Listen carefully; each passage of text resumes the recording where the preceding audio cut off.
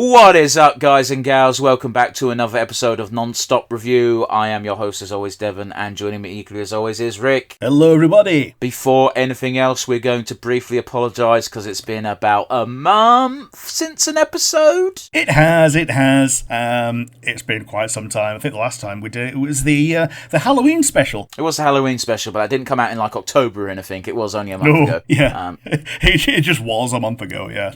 Yeah. Life happens. I wasn't able to record for reasons. If you listen to our other shows, you'd know what those reasons are. But yes, enough wallowing in self-pity. We're back with regular show. We're back into the swing of things. We're back in the groove, as they say. For those of you new to the show, before we jump into the actual show itself, what we like to do is, because Rick doesn't know much about regular show, we ask him what he thinks the plot of the episode will be, based entirely upon the episode name. So with that in mind, Rick, today's episode is called Camping Can Be Cool. What do you think the episode's about? Bear in mind, we're scoring you out of a maximum points of 5. Okay, so I think this is going to be one of the simpler ones, and I think cool is going to end up becoming a play on words in terms of the guys that are going to think that the camping trip that they're going to be forced on, which is probably going to be a Benson-mandated team building exercise, they think it's going to be lame. And somebody, I'm going to say Pops, is going to go, no, it can be cool, good show. And then it turns out cool actually means that, they encounter a new ice age. I'm not going to have 0 points be the minimum anymore, just so you can get more than 0. So you've got 1 point, which I must stress is the minimum. Okay. You are completely wrong, sir. Okay. And with that in mind, do you wish to say the episode number, the title, and allow our audience to sync up their viewing? Alrighty, regular show, season 3, episode 6, Camping Can Be Cool. 3, 2, 1, and go. Like, immediately you're going to see how far off the mark you were.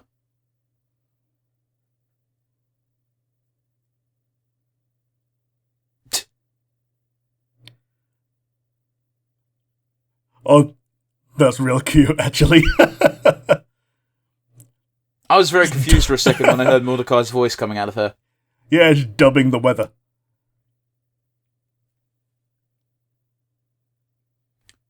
Well, I know it's a bit of a trope anyway, but yeah, I would totally bang that with a reporter. Oh, totally. Oh.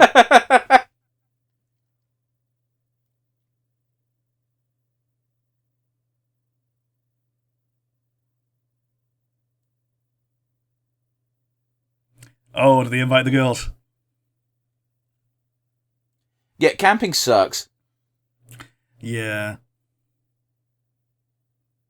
Like, if people enjoy camping, I'm not shitting on you. Like, you enjoy your hobby. It sucks to me. I don't like the idea of camping. It's not what it doesn't appeal to me in the slightest. Yeah, the novelty of it is limited.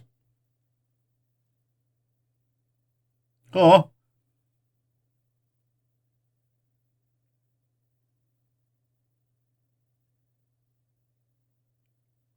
That face. I want to point out that's a joke I make every single time anyone bitches about blokes around me, as I go, yeah, men are the worst. And yet, whenever you say it, you've got a 50-50 chance of the person you say it to not realise you're taking the piss. Yeah. Oh, ain't we stinkers? Yeah. Oh, I don't deprecate myself. I just say, oh yeah, men suck. Don't put your fucking feet up like that when you're in the car. Especially when it's not your car.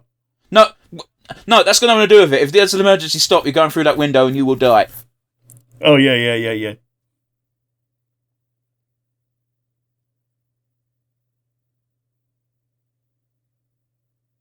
A secret. We're going to go find a Kamidogu.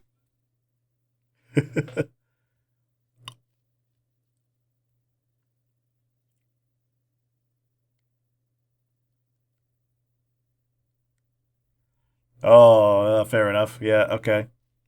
Now, this is a cartoon, and I know what the plot of the episode is going to be. However, in real life, usually, they, especially in America, they cut off that area because that's bear territory. Yep. Trust me, bro. She did not need to do a J-point turn there. Yeah, she could have just reversed a little bit. Oh, the fucking animals. Well, these are the only two people who camp here, so there's only one possible person responsible for that mess. Yeah, literally Rigby. Well, I think Mordecai also is... Like, Mordecai could also insist they take their trash away, so... Yeah. Yeah, Mordecai is to blame for it still being there. Rigby is to blame for it being put there to begin with. I think Mordecai also probably contributed. Mm.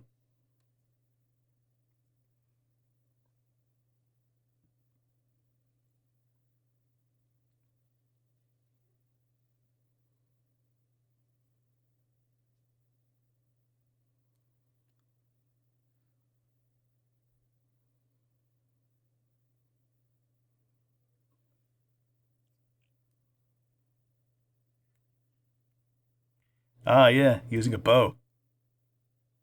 But it's not a bow, but I get what you mean.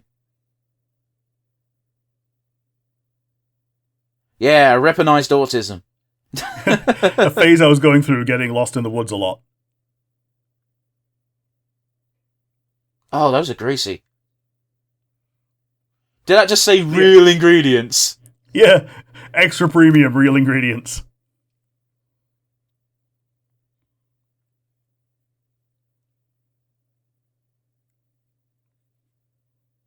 Fuck that.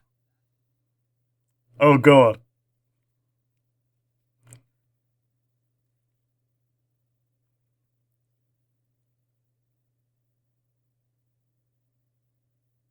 I'm sure you could make a face if you connected those stars. Almost certainly, yeah. Margaret turned pink. I think it's just because, there's no light now, so they're trying to show that with a slight colour change. Yeah, turned everything slightly more blue.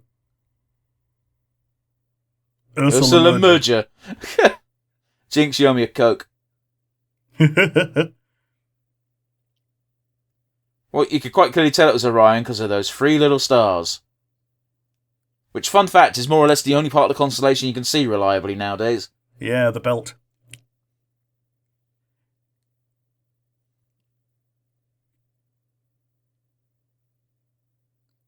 Yeah. Show you something cool. Heart FM.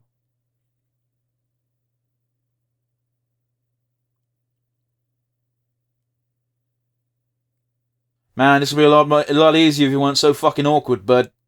It's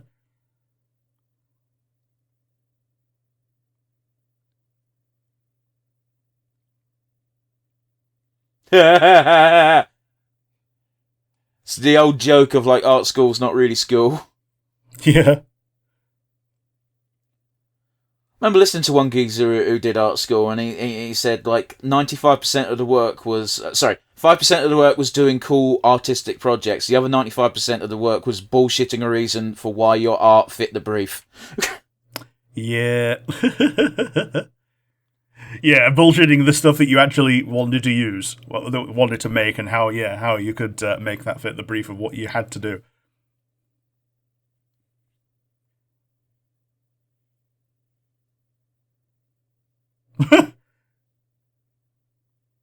It's okay, you got a car.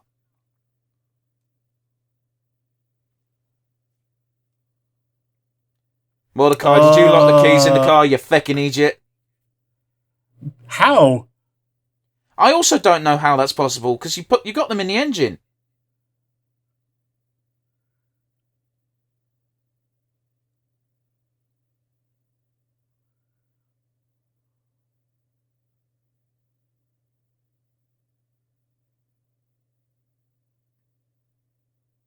Could he not just given him a tow? Wouldn't that have been quicker? Yeah, or like give him a lift back to the thingy, back to the station. Well, he has to come back anyway to break into the thing, and fuck if he's doing that on his own. Yeah.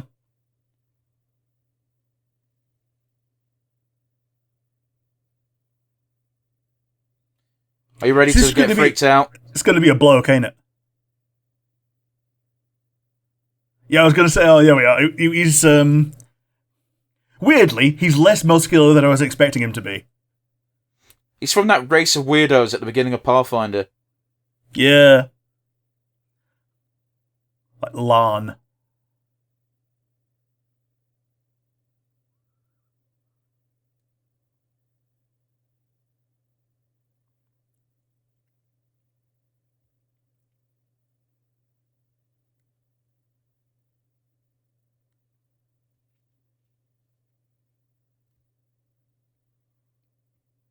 You got some issues, bro.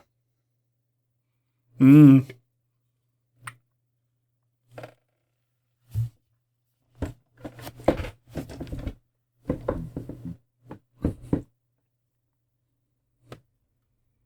Oh, that makes me feel so much better, bro. Yeah, don't worry, I'm gonna eat the whole thing. Fucking Eileen with the fucking smart move. Like spoiler, she's definitely getting the MVP. Why's your motor stalling all of a sudden? There's no way the fucking radio drained the battery that much. You gotta love it when the bad guy cheats. Yeah. I'm giving you a 10-second head start because I know it won't be enough. Oh shit, it's gonna help them far too much. Yeah, he's doing the Terminator run.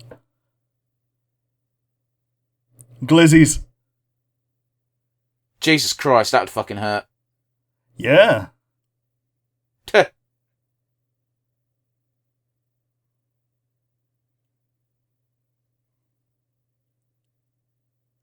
Fucking Skyrim music. I don't think that arrow would have enough velocity to pierce that tyre. No. It's cartoon physics, ain't it? Yeah. Well, there's also no way that he could get on the roof if he'd already been like overtaken and like left in the dust. Also, if you want to be really dickish, his form is terrible. Yep. Literal deer in the headlights. It was a very sweet piece of animation. Just cut him off. Well, yeah, I've got to tag this buck. It's going to go down the barbecue. They're just going to show him with some barbecue sauce. Let's give him a smack bottom.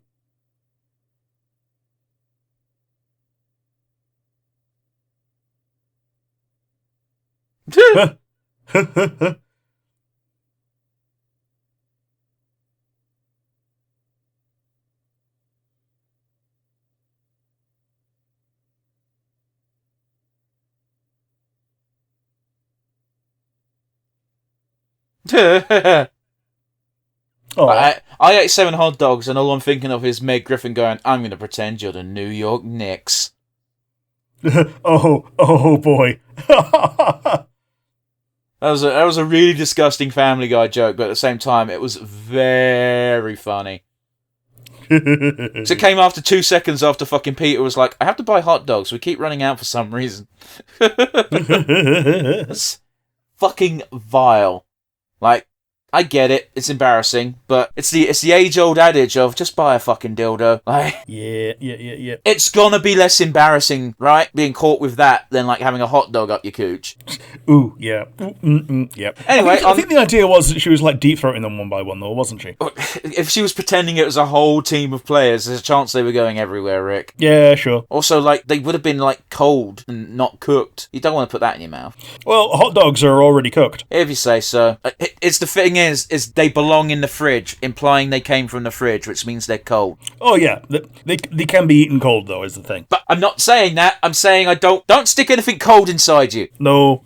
Rick, what do you think of the episode? It was a good one. I liked it. I like the like these low stakes flirt episode where it's not cringe, and this one wasn't cringe, and it was nice to see Rigby being less antagonistic towards Eileen. Well, it's because this wasn't actually a date, so I think that helped. And he wasn't forced to go on this. And also, he was a bit of a bitch when the initial invite was given. Yeah, he was a little bit of a bitch, but once they were actually doing it, he was like actually pretty cool, and they just like hung out. Yeah, I think this is the actual beginning of romance blossoming between those two. Yeah, maybe so. But yeah, what do you think? Yeah, I like this episode. It's very stereotypical regular show bullshit. Yeah, without being like super high stakes and universal threat. Yeah, there was no universal threat, but it still had the same level of what the fuck's going on? Who came up with this? What were they smoking and why? Yeah, it still had the swerve, but the swerve was actually rather relatively grounded grounded for the regular show universe. You should probably consider that in future when thinking of plots, because you tend to go well off the deep end with your hypotheses. Yeah, that the swerve isn't always full power. Yeah. But yeah, let's do our usual wind down, shall we? Do you have a standout favourite moment? I think it was when the deer was chasing the car, and you got all these Terminator homages. The power run and slashing through the roof. Is that Terminator homage? Like the running, Yeah. sure, but the knife is just sort of a generic action thing. Yeah, Terminator 2. He does both of them in Terminator 2, I believe. So yeah. I'm not denying that. I'm just saying I think the knife through the roof predated Terminator. Yeah, maybe so. But yeah, like it was he did both in quick succession in Terminator and also in this. So yeah, that's my favorite moment for today. How about you? Do you have a favorite moment for today? Yeah, I think my favourite moment was just fucking casual flirting from Mordecai actually working. Like, Yeah. he's usually such a fucking over-the-top weirdo when it comes to, I keep wanting to call her Marceline, but I know that's wrong, Margaret. Yeah. And Margaret even, like, calling out, oh, smooth move when he turns the radio on. It's like, she knows what he's doing, which is weird, because usually she doesn't. Yeah. She's usually like weaponized cluelessness, but like today she's like, yeah, I know what you're doing. It's working. You should keep going if you want to get somewhere with this. It's not even weaponized cluelessness, though. It's usually she is in a relationship. Oh yeah. But yes, let's go to the honours of our MVP board. Rick, who are you adding today? Oh, it's definitely Eileen.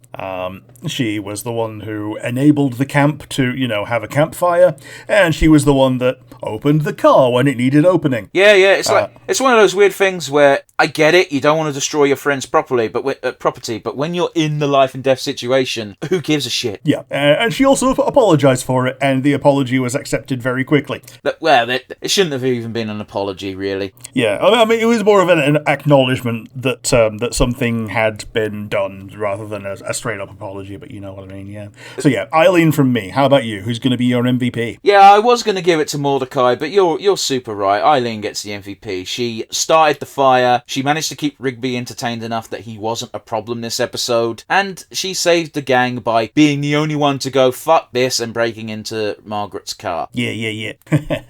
It's almost implied that that's what Rigby likes about her the most, because it's the first thing he says when they're on the way home is like, yeah, Eileen smashed Margaret's window. Yeah. Dude, he totally fucked up that window. Do you know who else is great at fucking up windows? My mom. I was going to say hooligans. Corin. But yeah, that brings us to a close today. That is Camping Can Be Cool in the books. Join us next week for more Mordecai and Rigby shenanigans. Bye, everybody.